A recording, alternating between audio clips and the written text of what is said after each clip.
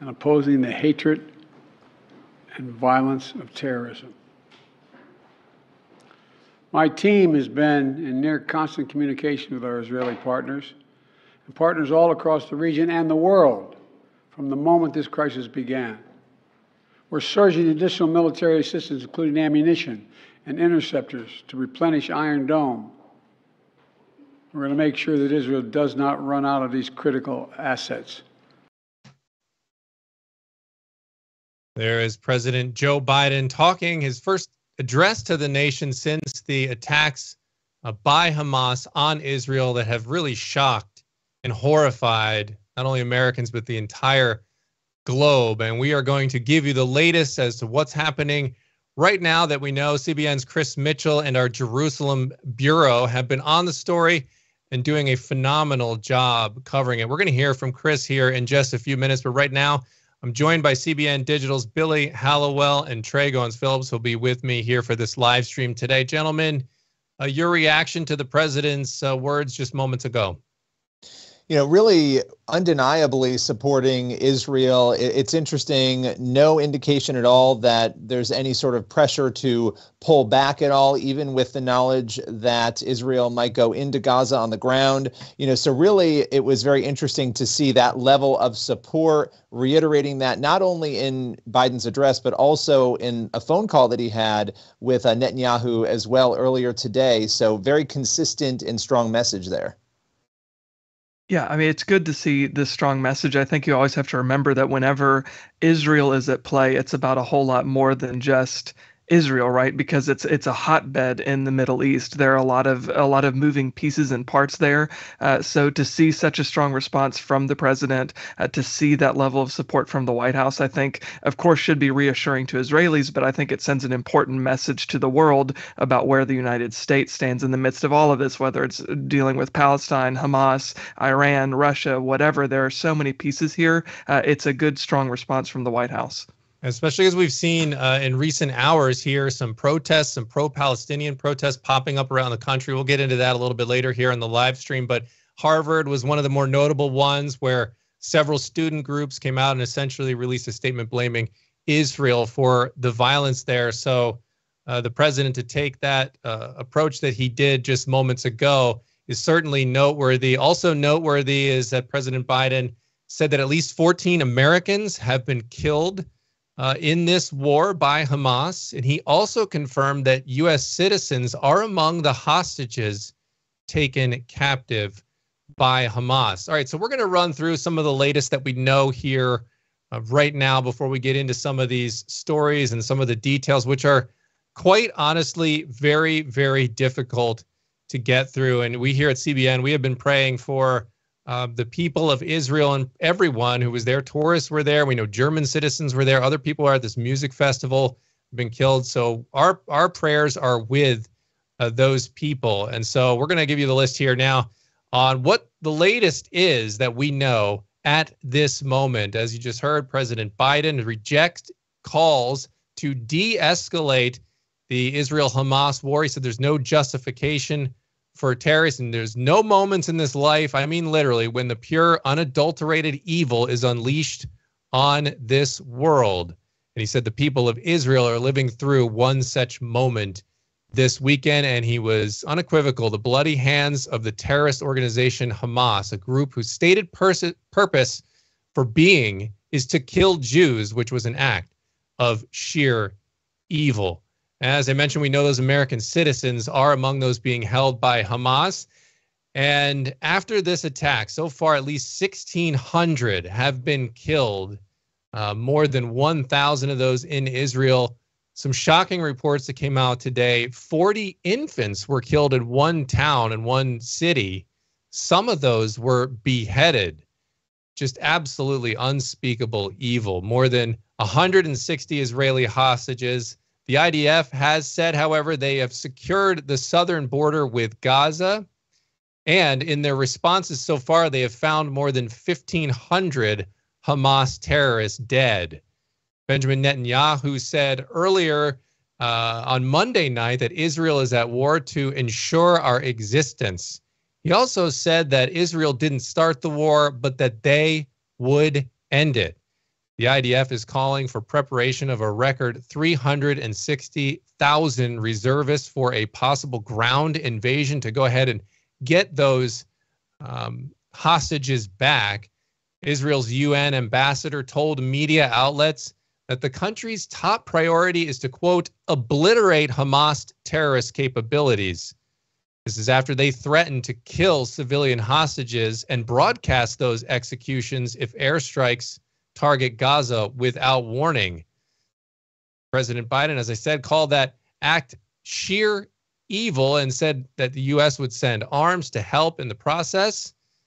And while there's been a big wave of sympathy and people standing with Israel, there are also pro-Palestinian protests condemning Israel and blaming them for the violence. As I mentioned, Harvard University, one of those. So those are just some of the facts on the ground that we know now. We're going to get into some of the details here coming up in a few minutes. But the carnage that has unfolded in the past several days has shocked and horrified the nation and the globe. And CBN Middle East Bureau Chief Chris Mitchell is stationed in Israel, and he's been covering this war since Hamas launched these attacks over the weekend. And these are attacks that the scale of which even Israel, being used to some extent, rocket attacks from Hamas, they have not seen anything with this scale and this sophistication in modern history. And so Chris Mitchell had an update,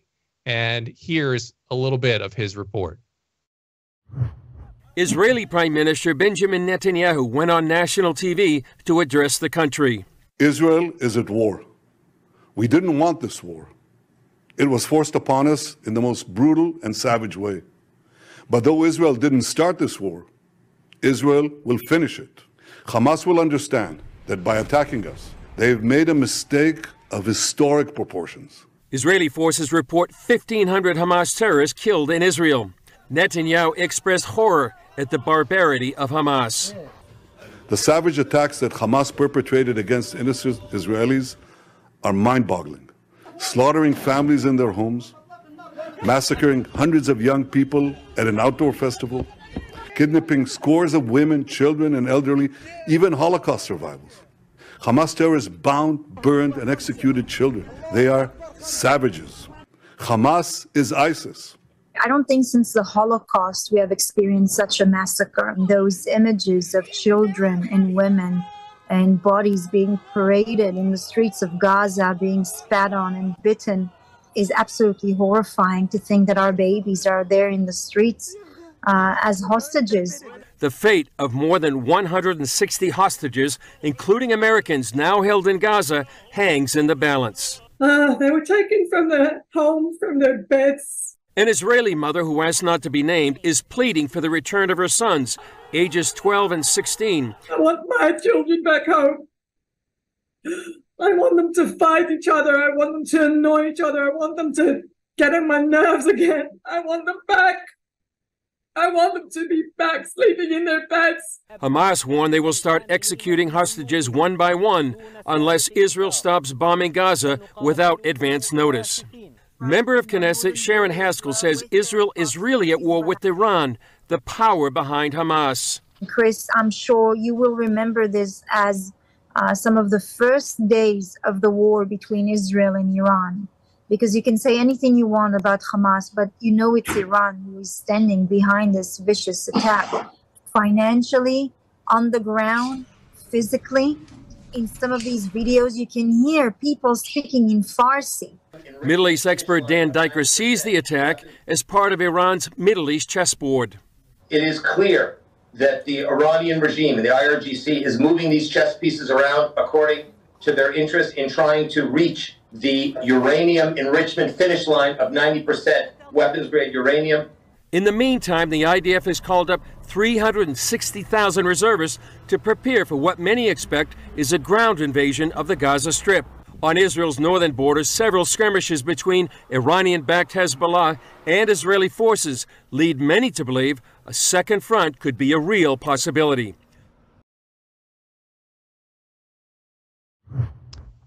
All right. Thanks, Chris Mitchell, for that report. If you're not following Chris, please do so now. He and his team in Jerusalem Incredible updates there on the CBN News YouTube page that you're watching right now, and also on cbnnews.com, doing fantastic work over there, keeping us updated. And quite honestly, guys, Billy, Trey, joining me again, the details of what we're seeing, it's very hard to look at, and I hate even having to show even just some images, even blurred, but to understand the true nature of evil that is happening here, I think it's necessary to show it. And as I mentioned earlier, as I was reading down the things that we know right now, one of those details is was a reporter there in southern Israel in one of the towns that's just a quarter mile from the Gaza Strip.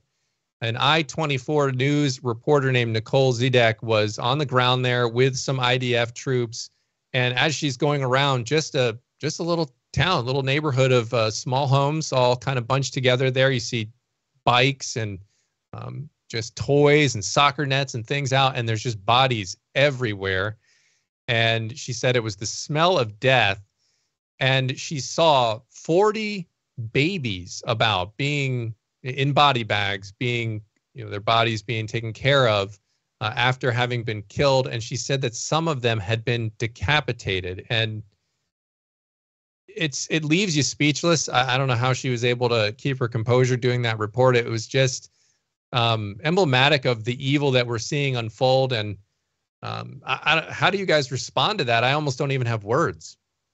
It's completely demonic when you think of what we're hearing that reporter and others say. You think about these children, and there have been numerous reports of beheadings, but babies, innocent babies, it is unimaginable. This is absolute terror. Netanyahu, in that clip that we heard a little bit ago, talking about Holocaust survivors. I mean, you imagine people who survived the unthinkable decades ago, thinking that they're living in safety, and then to be abducted, as some of the reports are telling us. These are absolutely horrific events that, some of the worst possible stories I've ever heard, we have read about and reported on in the last couple of days. Yeah, I think it's stories like those, stories about what's happening to women and to children and even to these babies, that it boggles the mind that anybody could then draw any sort of moral equivalence between what Hamas is doing and Israel, the state of Israel, really just trying to exist in land that belongs to them, that is theirs. So yeah, it's a heartbreaking story, and as you said, Dan, there aren't really any words to even describe the carnage that we're seeing, because it's just a debase. It's so debased and so evil, and such a dismissal of God's design, right, for the value of human life. It's a complete rejection of the value of human life to see even infants being abused and then murdered in such a violent and gory way. There really are not enough words to describe how evil, and even, as you said, Billy, demonic it is. Yeah, and it's you really can't. The moral equivalency, you're seeing some of that creep up here in the last couple of days, and you're seeing Israel's response there. And some people have criticized, saying, "Oh, well, Israel shouldn't escalate it." And it's these two things are not the same here. Responding and trying to take out terrorists, and just targeting and killing innocent civilians the way that happened. I mean, the first attack happened at a music festival, and hundreds of people were killed there. They were just watching a concert, and some of them not even from Israel. So this is just terrorists completely out for blood. If you're just joining us here, this is CBN News' coverage of the war in Israel, giving you an update here in the afternoon. CBN's Chris Mitchell has been on the story in Jerusalem here since the beginning. We're giving you the latest here, including President Biden spoke just a short while ago, and he was unequivocal in what he was saying. He called this evil. He said there is no excuse, there is no justification for it, and that Israel did not have there was no need for Israel to have to be restrained in their response. They needed to get justice, and they had the all clear to do that, and they didn't need to justify it to anyone. Those were essentially President Biden's words. He did confirm as well that there are Americans among the hostages that Hamas currently has and took back in to Gaza. So, Billy, just a few moments ago, I mean, I kind of shared one of the stories that stuck out to me, that reporters sharing about what was happening to these infants. Which ones have stood out to you? Yeah, there was a story about an American citizen, actually, Deborah Matthias, and her husband, Shlomi. They were murdered. And, you know, as we're talking here, keeping in mind that when normal military operations happen, you're going after military targets. Hamas went after, as we've described here in great detail, innocent women, children, babies. And this particular family, Hamas went after, and they were hiding out. And this mother, Deborah, she shielded her 16-year-old son, Rodem, and she died. And her son, who was also shot, he is going to survive. He hid underneath her body. And as I was reading about this story, thinking about this 16-year-old witnessing the unthinkable, the murder of his parents, being forced to hide under his mother's body, and then he moved to another place of safety, and for 12 hours, as he bled from his abdomen, he was shot in his stomach, waited for help, talked on the phone with whoever he could reach as he hid out. I mean, you think about just these horrific stories, but I thought about that mother willingly stepping in front of her child to save his life, and it is completely heartbreaking. Yeah, it certainly is. And again, you can't even fathom putting yourself in their shoes and in this situation and having to do something like that. Another story that I saw that puts me in a similar frame of mind was the one of a CNN reporter was looking at these bomb shelters. These are bomb shelters, many of them in southern Israel, that CBN has helped build because they're constantly under threat of missile attack there in southern Israel. If you've ever been there, it's amazing how close it is. It's just like a couple farm fields, and you can see from these towns into Gaza and to where the border is. And so they have these bomb shelters. CBN has helped so that people can have, and they're next to playgrounds and things, which is just shocking to think about that exists anyway, that we can't even fathom that in America, having to have bomb shelters right next to your playgrounds so that if kids are out at school and they're playing, they can run in and have somewhere to hide. But the report that is just seared in my mind right now is the CNN reporter going in and looking at it, and there's video of this, and it's horrible, but the Hamas terrorists saw the people running into these bomb shelters to seek refuge, cornered the bomb shelter, shot into it, and then also threw grenades into these bomb shelters and killed most of the people in there. And maybe took a couple reports they took hostages from that. So just shocking and horrifying stuff. Yeah, it's just it's shameful to see what violence and evil we're capable of. And I think these hero stories are a good to go through and good to talk about, because it's easy to kind of abstractly think about these things, but when you attach people's stories and you see families that are being ripped apart, children who are being killed in front of their parents and vice versa, parents whose lives are being taken and then brutalized, their bodies being brutalized in front of their children.